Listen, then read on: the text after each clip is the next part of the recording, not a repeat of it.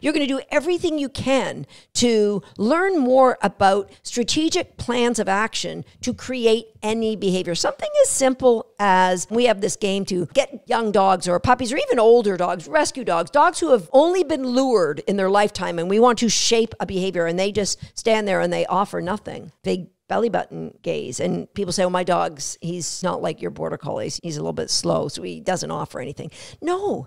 He's been raised in a world where we get a cookie and put it on his nose and show him what to do. He's not stupid at all. He just hasn't been allowed to choose what he wants, because good dog training encourages and inspires a dog to make choices. And we set up the environment so the choices the dog makes are the ones we actually want him to make. So to get a dog kickstart in this direction, we play something called the Muffin Tin Game. In the Muffin Tin Game, the goal is to get a dog to move balls outside of a muffin tin. So they're kind of in the muffin tin. How do we get them? You know, we want to get the dog to use their paws or use their nose and roll them out. Why would we do that? One is just creating behaviors that we can click and treat for the dog. But two, maybe you want to get your dog to, you know, use their nose to roll a tennis ball or use their paws to dig on a blanket. There's so many other uses, but let's just, for example, say we just want to get that dog to offer behavior. So the first thing you would do is you would consider the emotional state of the dog. So would you take that muffin tin with a ball in it and put it, you know, the dog's sleeping, and just put the ball in front of them and go, hey, do you want to do this? The dog would be like,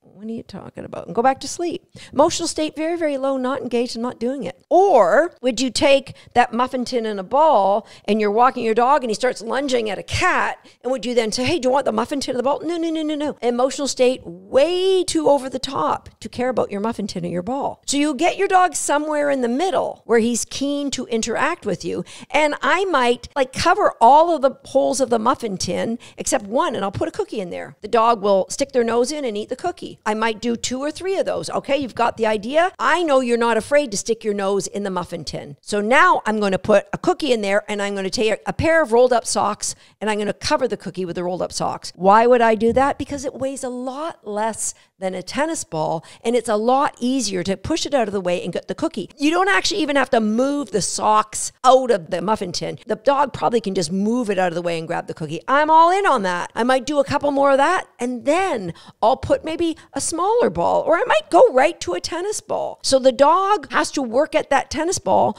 to get the cookie, and all of a sudden we have a dog who's willing to offer behaviors. Meanwhile, every time they try something, move the sock, we're going to click and reward that. We have created an environment. How many times do we have to say, uh-oh, no, try again? 0. Why? Because the antecedent arrangements, because we've manipulated the environment, because we've made the reinforcement so high, because the correct option is the easy option. When you approach your training like this, I promise you, you won't consider that your dog is being stubborn. You will never consider that your dog is stupid. And I think eventually you will get out of the habit of saying things like, oops, no, oh, what happened? Try again. The use of these non-reward markers will be dramatically minimized. In my own training, I hope that I never use them again. And honestly, I can't tell you a time I used them with my dog, Vissy. I would use the lack of reinforcement for what she was doing. I'll give you an example. If I was teaching her a running contact, I want her to hit her paws on a mat. Maybe it's on the ground, maybe it's on a plank. It doesn't matter where it is. If I set her up correctly, she knows this behavior and she's going to offer it. Once I add distractions, she might miss.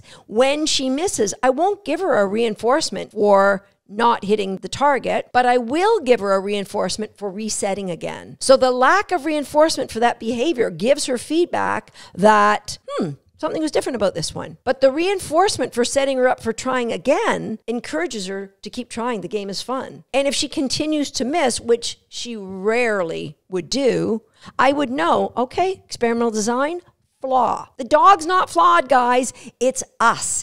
Our plans, how we set things up. We all have brilliant dogs. We all have dogs who are wanting us to become the best dog trainers we can. And we will get there.